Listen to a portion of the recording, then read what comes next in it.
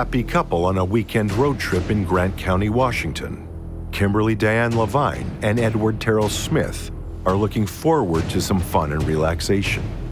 They're engaged to be married in the summer and are very much in love. Little do they know that the path they're going down is leading to a sudden dead end. We hadn't had a homicide in 4 or 5 years, and so we had 11 that year. Is it possible that there's a serial killer out there? What happened to Kim and Eddie is a mystery that will take years to solve. The case originally was a whodunit because we had a victim with no ID. We didn't have a car. We didn't have anything to identify this guy. Nothing is found that could explain what happened to him. But there was one small detail, a clue so ordinary that it seemed unlikely to lead anywhere. If my job is to throw bad guys in jail, and I don't want to hurt my family, your family, or anybody else's. Will one tiny clue be enough to ensure that a vicious killer is finally caught?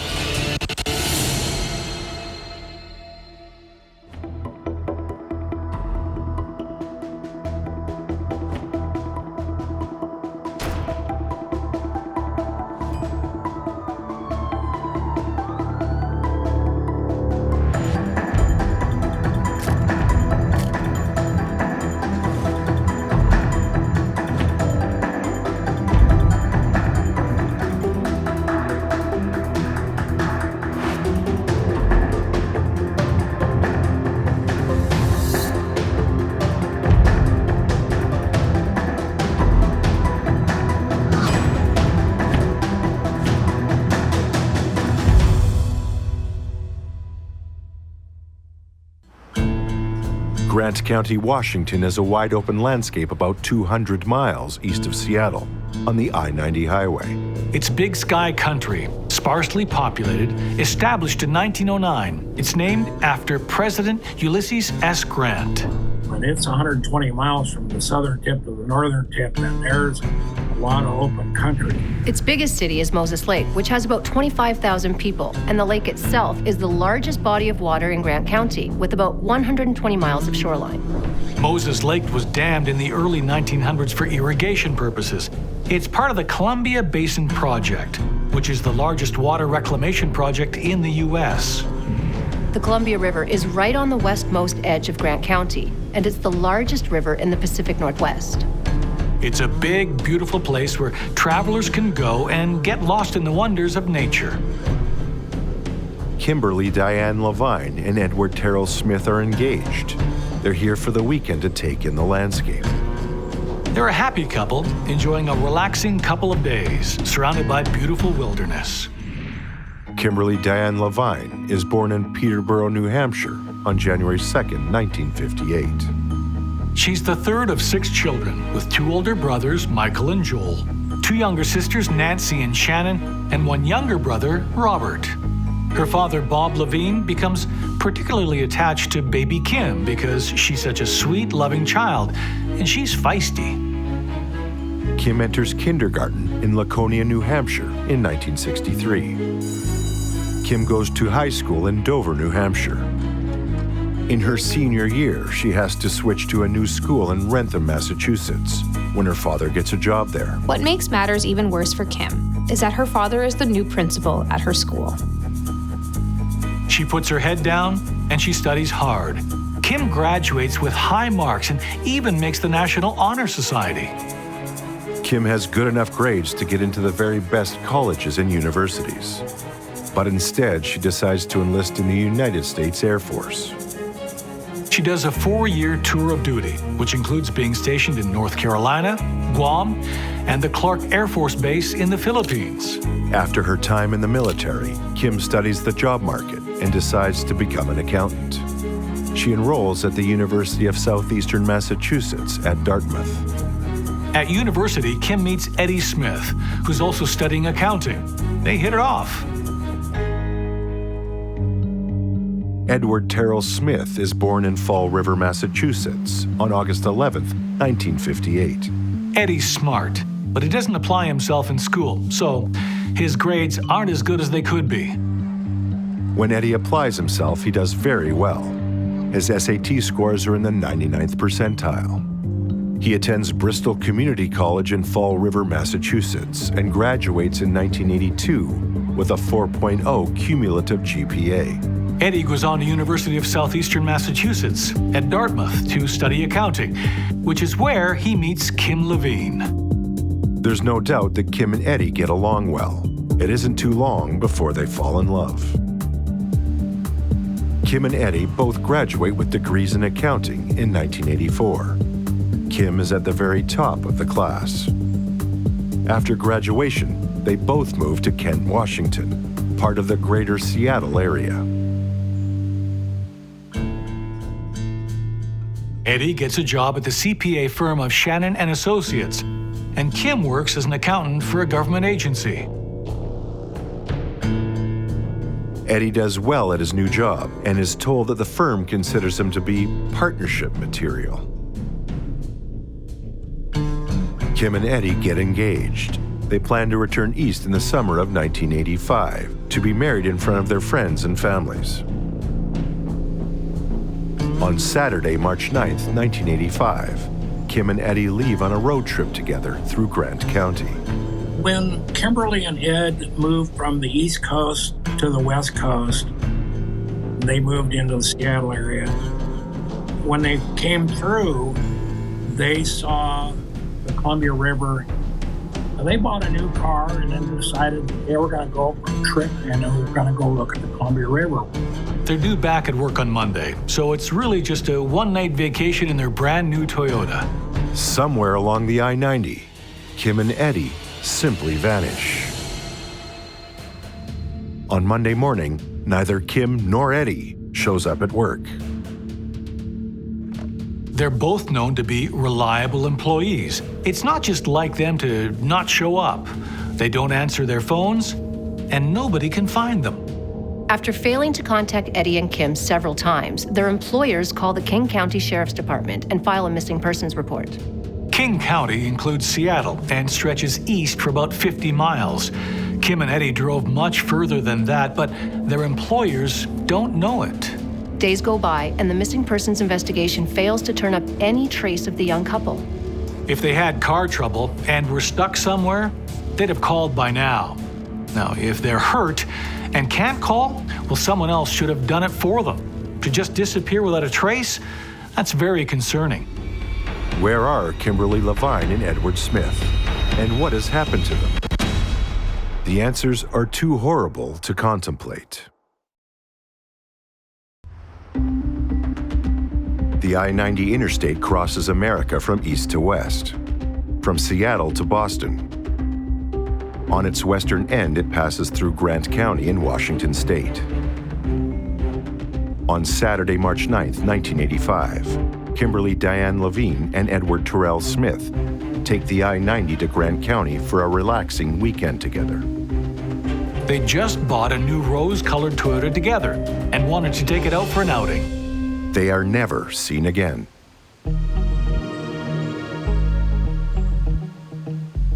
A missing persons report is filed, but nothing turns up.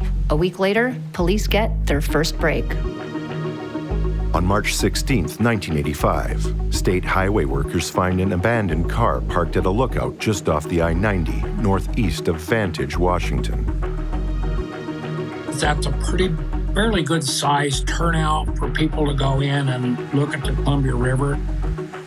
The car was that rose-colored Toyota Corolla, brand spanking new. It only has 1,200 miles on it, not the kind of vehicle you expect to see abandoned in the middle of nowhere. And where the overlook is at, it's wide open. There's the house for miles. In fact, the Wanapum Dam is the closest building other than the buildings across the river. Detectives have already been in the area for several days after two boys made a gruesome discovery 6 days earlier. On March 10th, two boys find a dead man in a gravel pit with his hands tied behind his back. He was found by a couple of boys that were going to go down to that pit and shoot bottles in the bottom of the pit. And when they got to the rim, that's when they saw him. It's clear that he's the victim of foul play. His hands are bound with a yellow poly rope with a blue strand in it, and his throat is being slashed. There are several different sets of footprints going in and out of the pit. One of those footprints was a cowboy boot type footwear. And the only reason I know that is because I wear cowboy boots every day. And they were similar to mine. So we took plaster casts of those. The coroner, Penny Sibley, confirms that the cause of death is a laceration to the neck. It's also clear that the body was dumped in the gravel pit no more than 24 hours before it was found. So in all likelihood, this man was killed on Saturday, March 9th. But without knowing who he is, it's almost impossible to know why. We only found one set of tire tracks, and we took plaster casts of those tire tracks, and they ended up being the tires from the Corolla. When lead investigator Detective Michael Shea learns about the abandoned Toyota car, he gets closer to identifying the body in the gravel pit.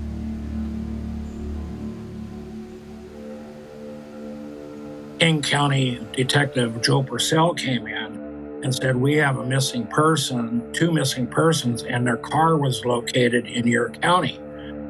And that was the first we knew about the car. Even though we drove by it, every time we went down to the crime scene, we had to drive right by that car. Shea needs someone to identify the body found in the gravel pit. Detective Joe Purcell said, hey, I'm going to bring Ed Smith's dad, and we're going to take a look at the car. And we have a homicide. We'll have a picture of the victim. And we met him at the car, and that's when we finally got Ed Smith identified positively. And so now we had at least some place to start. The parked car is now the second crime scene in the murder case. So we impounded that car and took it to our impound yard, and where King County actually did the fingerprints of the car. There are 2 sets of fingerprints inside the car. One is from Edward Smith, the other is from his fiancée, Kim Levine. And there is 1 fingerprint on the hood of the car that doesn't match either of them. Eddie Smith is dead, but where is Kim Levine?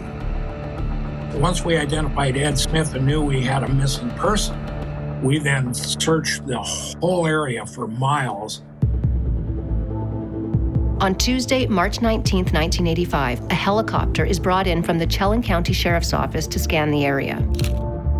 Larry Boyd, Chief Criminal Deputy for the Grant County Sheriff's Office, calls a press conference to explain the police efforts to locate Kim Levine. He says a sheriff's boat will be used to search the Columbia River.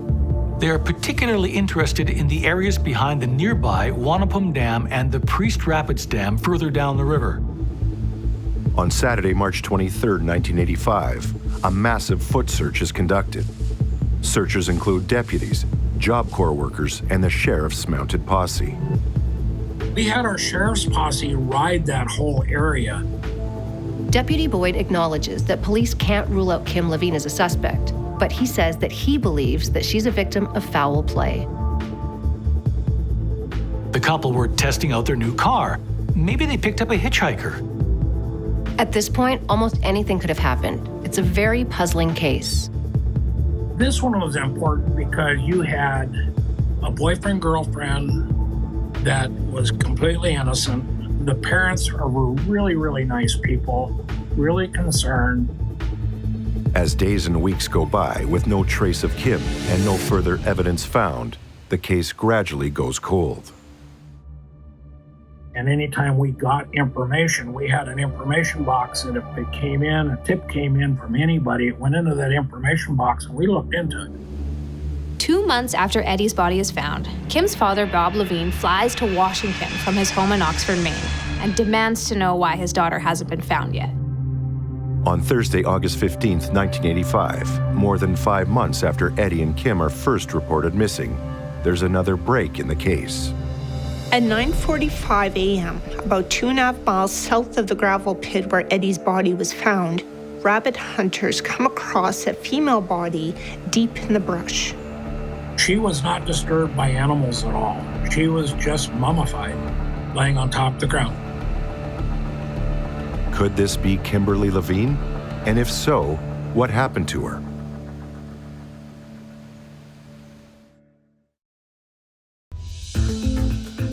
Seattle area residents Edward Terrell Smith and Kimberly Diane Levine go missing while on a weekend road trip.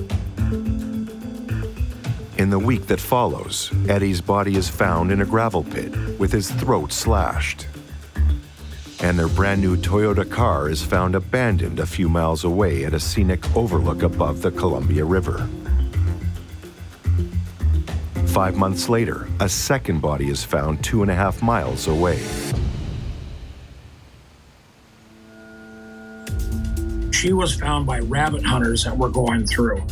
And we had our sheriff's posse ride that whole area, but I don't know whether they stopped short of where she was at, and that's why we didn't find her. But she was 2 or 3, 4 miles away, but where she was found was 5-foot sagebrush, and she would have been hard to see. Once she was found, we secured the scene. We were there for 2 days processing that scene. An autopsy is performed on the weekend of August 17, 1985 by Dr. George Lindholm, a forensic pathologist and a consultant to the Spokane County Coroner's Office. Just like Eddie, Kim's hands and feet have been bound with a particular type of nylon rope. She was, again, tied with the yellow poly rope with a blue strand, just like Ed was. When the coroner takes ropes off, we photograph the ropes and the knots. Dr. Lindholm is unable to determine the cause of death. Kimberly was tied hands and feet with her pants unbuttoned. Don't know whether she was raped because she had been laying in the brush long enough that she mummified. And so they weren't able to determine whether she was actually raped or not. On Tuesday, August 21st, 1985, Grant County Sheriff Felix Ramon confirms that the body of the woman found 2.5 miles from Eddie Smith's body is his fiancée, Kimberly Levine. Sheriff Ramon admits there are no strong leads indicating who might have done this. Kim's father, Bob Levine, blames the police for not finding his daughter sooner. It's just unfortunate that she was so well hidden by the wilderness. With both bodies found, investigators are still no closer to solving their murders. But then another young couple goes missing. On Monday, August 12, 1985, just 3 days before Kim's remains are found, a missing persons report is filed on 27-year-old Stephen Harkins and his girlfriend Ruth Cooper, age 42. They're from Tacoma, Washington, which is very close to Kent, Washington, where Kim and Eddie live. And just like Kim and Eddie, Stephen and Ruth failed to show up for work on Monday morning. On Saturday, August 10th, Stephen and Ruth go to a wedding reception in Tacoma. Afterwards, they go camping at Tule Lake, which is about 10 miles south of Tacoma. They plan to be home on Sunday night, but when they fail to show up at work on Monday, well, their co-workers and their families become concerned. On Wednesday, August 14th, 1985, hikers stumble onto a horrifying sight when they find a dead man inside a sleeping bag. It appears that he was shot in the head while he was sleeping. Investigators identify the body as Stephen Harkins, but his girlfriend Ruth is nowhere to be found. On Saturday, October 26, 1985, a skull is found at a dead end near Harts Lake. 2 days later, the rest of Ruth's remains are found about 50 feet away. The similarities to Kim and Eddie's murders are undeniable. Police have to wonder if they're dealing with a serial killer. Now, before the investigation can lead to any answers, a third couple goes missing in the same general area. On Thursday, December 12, 1985, shoppers in Spanaway, Washington make a strange discovery. A 2-year-old girl is wandering around a Kmart shopping center by herself. She's distraught and crying. Customers and staff try to find her parents to no avail. All that the girl can tell them is, mummy is in the trees. It turns out that the girl's parents are 21-year-old Diana Robertson and 36-year-old Mike Reimer of Tacoma, Washington, and they are missing.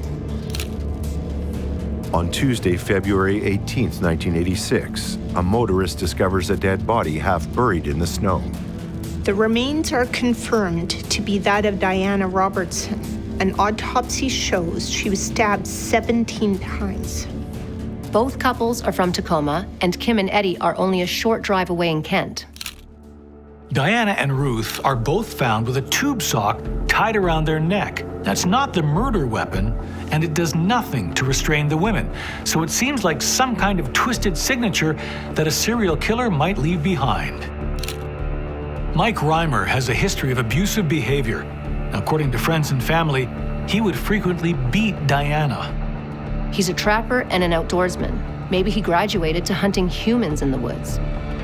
A warrant is issued for Mike Reimer's arrest. The only problem is, Mike's vanished.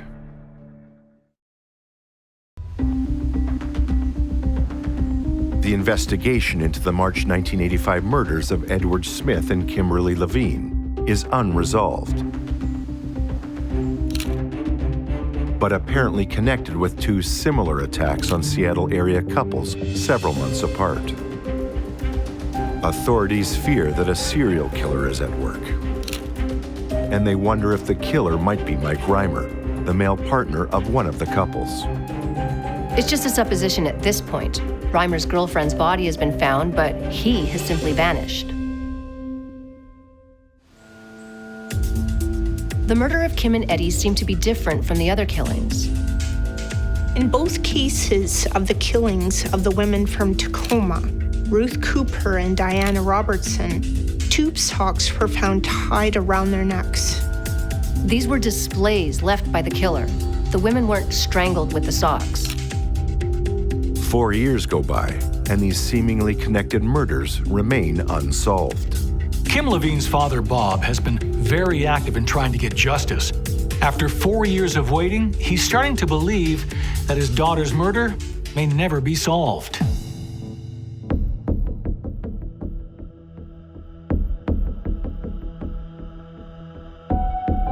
Basic evidence collected over the years by detectives in Washington state is entered into a national computerized database. Fingerprints have been around for years and years and years, but it was never automated. The FBI created a fingerprint system back in 1924, but it had to be manually searched by human beings. It was basically impossible to compare fingerprints in the system unless you first suspected a connection between two separate prints. So when the state finally went automated, we thought, all right, we're going to solve some more crime. And that's exactly what this did.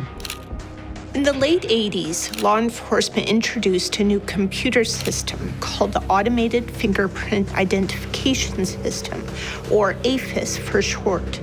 And the floodgates just opened on cold cases everywhere. I was trained as a fingerprint expert for the sheriff's office because of AFIS. Simply getting all the existing fingerprints into the AFIS system is a huge job, and there were new prints being collected every day. Modern technology has helped law enforcement immensely, but they're no good if you don't do your job and gather the evidence. Fortunately, a lone fingerprint was collected from the hood of Eddie and Kim's new Toyota by Detective Shea's investigative team back in 1985. So having King County and their evidence technician come over and find that fingerprint was huge for us. It's a clue, but it isn't necessarily the killer's print. It could be from a gas station attendant or even the guy who sold them the car. But it's worth entering the print into the AFIS system. The question is, who does it belong to? It came up negative for the longest time. In January of 1989, Detective Shea gets the answer he's been waiting for. The big turnaround was when the APIS people in Olympia, Washington called us and said, guess what, we have a hit. And your bad guy is Billy Ray Ballard. At this time, Billy Ray Ballard is in a prison in Wyoming. He was in custody in Rawlins, Wyoming State Penitentiary for a rape and kidnapping of a gal at a convenience store. That's how we got his fingerprint and was able to tie it to the fingerprint that we found on Ed Smith's car. Ballard had connections to a number of violent crimes, some solved and others not. I did a complete check on his criminal background, found out that he was involved in a possible murder down in Texas, where he was in possession of the gun that killed the guy they found in a rock quarry. Eddie Smith was killed in a quarry. This suggests a pattern in the locations Ballard chose to kill people. We also found out that he was a suspect in another abduction of a man and a woman in Salmon, Idaho, where he stabbed the man, left him for dead, and then raped the woman. Ballard liked to choose young couples as his target, and this case was very similar to what happened to Eddie and Kim. To bring charges against Ballard for cold cases like 1985 murders of Eddie and Kim, Detective Shea will need as much evidence as possible. And we decided to go on a road trip, see if we could interview all the detectives that had investigated Billy Ray Ballard. We went to Salmon, Idaho first. Salmon, Idaho said that they didn't prosecute because the female victim was a secretary for a police department in Utah, and she didn't want to press charges. And he stabbed the man there numerous times. He didn't try to kill him like he did Ed Smith, but he stabbed him a number of times, and then he raped the gal. By extraordinary luck, the victims in the Salmon, Idaho attack survived. We were also able to find out where Billy Ray Ballard was residing at the time of our homicide. That was in Thompson Falls, Montana. His mom had a small farm. The couple said Ballard drove a white van, and Shea knew he had to find that vehicle. We then went to Missoula and contacted the state detectives there. They helped us draft up a search warrant for the farm and that van. When Shea got to Montana, he needed local law enforcement's help to locate and impound Ballard's van. The van is sitting on Ballard's mother's property. While searching inside the van, Detective Shea finds something highly incriminating. We were hoping to find some more evidence that would link Billy Ray Ballard other than just a fingerprint, because at our crime scenes, both of them, with Kimberly Levine and Ed Smith, we found a poly rope with a blue strand in it. Shea now had reason to conclude that this van, driven by Ballard on the day he killed Eddie and Kim in Washington State. So we photographed the van, we seized all the evidence that would relate to our case. Next, Shea went to Missoula, Montana, where Ballard's ex-wife was living. She was very helpful. In her possession, she had a .22 rifle that had a sling on it. The sling was made out of that yellow rope with a blue strand, so it was identical to what was binding both of our victims. Ballard is a big man, but detectives always wondered how he was able to control the victims until he tied them up. We were able to recover a gun that we think that he used to control these people, because how do you control people with just words? So we had a gun that had the same type of rope. Shea always wore cowboy boots, just like the killer, who left a pointy-booted print in the mud leading to the quarry where Eddie Smith was murdered. Billy Ray's wife said Ballard preferred cowboy boots. She said that he was a truck driver and that he wore cowboy boots almost all the time. Meanwhile, Chief Deputy Bill Weister of the Grant County Sheriff's Department announces that they have identified a suspect in the killings of Edward Smith and Kimberly Levine. Chief Deputy Weister refuses to say who the suspect is or what evidence police have that might link the suspect to the murders. He does say that 2 detectives have visited 30 cities in 5 different states, interviewing people about the suspect. Deputy Weister calls it a major break and predicts that they will have enough information to start building a prosecution by the very next week. Having spoken to everyone they feel might be helpful, Detective Shea goes to Rawlins, Wyoming to interview Billy Ray Ballard at the penitentiary. He is not cooperative. We had a picture of the victim's car, and we showed him that, and he denied ever being in that car. I've never driven a Toyota Corolla before, never seen that car before. So as far as we were concerned, that was as good as an admission because his fingerprint was found in that car. Shea has an impression of a cowboy boot taken from the mud track leading to the quarry in 1985. Now he wants the boot that made that mark. We had a search warrant for his property at the penitentiary, which included a pair of cowboy boots. The boots will be compared to the plaster casts of the footprints taken at the gravel pit where Eddie was found. On April 28, 1989, Chief Deputy Bill Weister announces that he believes they've identified the murderer. He explains how the fingerprint taken from the car in 1985 has led them to their suspect, a man who is now an inmate in Wyoming. Still, the Grant County Sheriff's Department does not release the name of the suspect to the public, but they must be close to an arrest. For family and friends, the news seems to be getting better, but with no arrest and not even a mention of the suspect's name, well, there's still a lot of apprehension. When Detective Shea brings his findings to the Grant County prosecutor, the DA says he isn't sure they have enough for a conviction. I and my partner presented the case to the Grant County prosecutor and told them that we would like to extradite him from the Wyoming State Penitentiary and charge him with 2 counts of murder. And he was a little hesitant. He said, well, I don't know whether we have enough.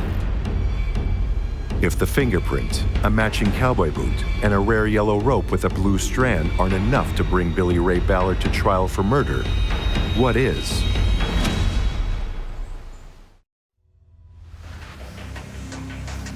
The investigation into the 1985 murders of Edward Terrell Smith and Kimberly Diane Levine is stone cold for 4 years.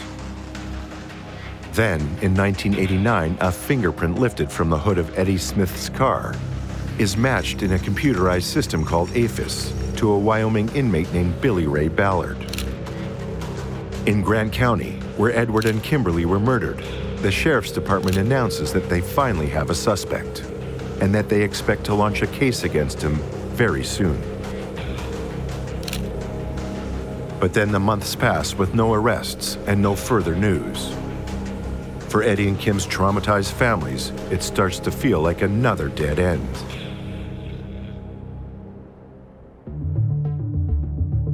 Prosecutors have to be careful not to move ahead with the case if they can't win. Double jeopardy rules mean that once a suspect is found innocent, he can never be tried again for that crime.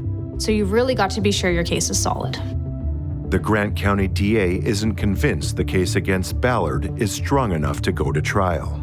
He was a little hesitant. He said, well, I don't know whether we have enough. And I said, well, I think we do. Shea also said he expected Ballard would plead guilty rather than face a conviction that could result in a death penalty in Washington state. I told him that the detectives that arrested him in all these other jurisdictions said that he would plead guilty if the evidence shows that we're going to convict him. Billy Ray Ballard was already imprisoned in Wyoming, serving a 50 to 90-year sentence. He would have to serve at least 30 years before he was eligible for his earliest parole. But Kimberly's father, Bob Levine, is extremely persistent. He phones the DA office and police station consistently, demanding to know what's happening. He flies 3,000 miles to talk to prosecutors in person. He simply won't let it go. It is possible that without Bob Levine's constant pressure, Billy Ray Ballard would never have been charged with these 2 murders. 2 full years later, Bob Levine gets the news he's been waiting for. On Thursday, March 28, 1991, Grant County Prosecutor John Nodell announces that a Montana man named Billy Ray Ballard is being charged with 2 counts of aggravated first-degree murder in the deaths of Edward Smith and Kimberly Levine. John Nodal speculates that Billy Ray Ballard could be brought to Washington to stand trial in the next 3 or 4 months. He also acknowledges that the state may seek the death penalty. The threat of the death penalty is a key strategy for prosecutors. More time in jail might not sound like much of a threat to Billy Ray, but the death penalty may get his attention. Bob Levine is very pleased that someone has finally been charged. He tells reporters it's a great sense of relief to have things finally in process. Now Kimberly's father will have to hope his persistence isn't in vain.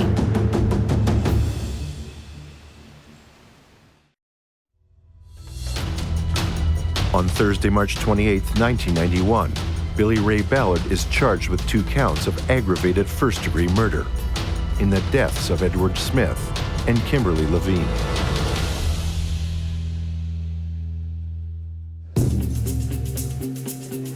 In 1991, 6 years after the crimes take place, Wyoming inmate Billy Ray Ballard is brought back to Washington State to face the charges. Kim's father, Bob Levine, is in the courtroom when Ballard is brought in. After all this time and effort, Bob isn't about to miss it. The prosecution is clear that they will seek the death penalty if the case against Ballard goes to trial. Ballard is already in prison for the abduction and rape of a convenience store worker in Wyoming, and he's suspected of abduction, rape, and attempted murder in Idaho. And a murder in Texas, where the body was dumped like Eddie's in a pit. It's a crime that has Ballard's MO written all over it. It takes more than past deeds and suspicions to get a new conviction. The prosecution needs to show hard evidence, and they believe they've got a pile of it. We had a gun that had the same type of rope. We recovered rope that was identical to the rope that was used to bind them out of his vehicle. And so we felt we had more than enough with the fingerprint and all the other evidence, the boots, everything that we could convict. At trial, the prosecution, with the help of now Chief Deputy in charge of investigations, Michael Shea, paints a clear picture of what they think happened back in March of 1985. Edward Smith and Kimberly Levine take a road trip in their brand new Toyota Corolla and stop at a scenic overlook above the Columbia River. Unfortunately for them, Billy Ray Ballard stops in his white van at the same spot. He gets out. He may have already been there, or he may have pulled in while they were there. My opinion is he forced them back into their car and had them drive to this remote location on Beverly Burke Road. This is wide open, empty country.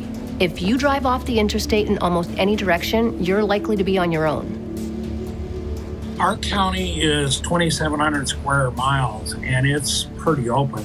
So if he just told her or him to just start driving, all he did was have him drive down the river and take the first road to the left and up the hill, and it was all sagebrush. And he found the first dirt road and took a left on the first dirt road. When the car arrived at the top of the quarry, Ballard told the couple to get out of the car. He didn't have to go very far when he found a pit that people were dumping trash in. Ballard ties Kim and Eddie's hands and forces them to walk down the pit. And unfortunately, she had to witness his killing because the foot tracks going down where we found Ed Smith had Ed Smith's tracks, a female's footprints, and Billy Ray Ballard's footprint. Shea says the evidence shows that Kimberly and Edward walked down the pit together.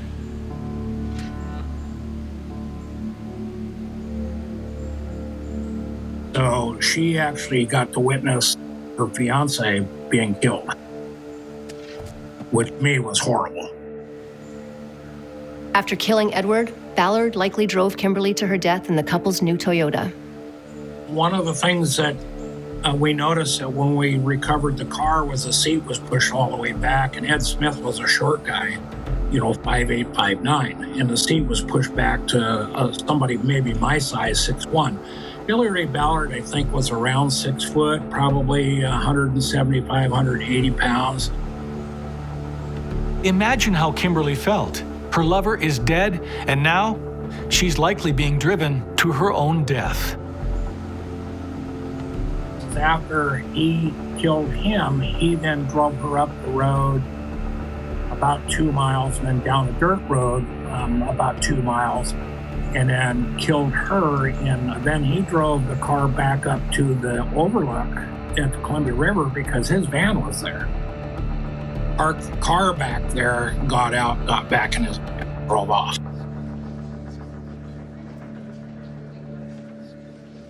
By using his victim's Toyota Corolla to drive them to their deaths, Ballard kept his own vehicle far from the crime scenes.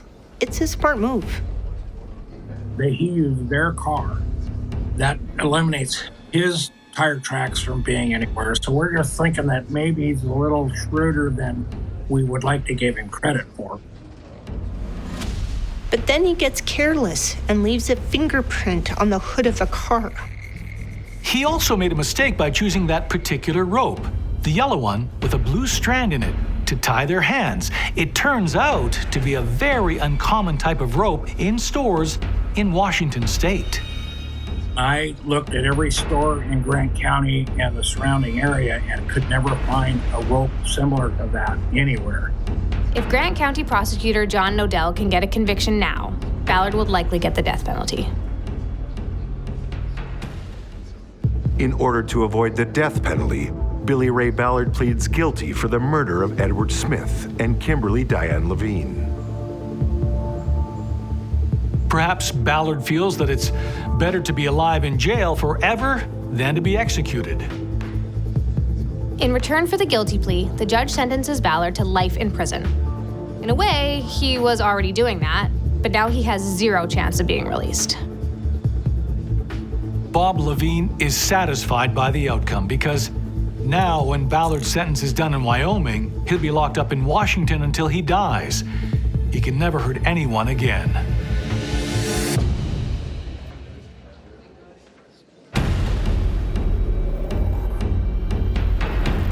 Thanks to a grieving father's strength and a detective's persistence, a depraved and vicious killer is finally caught.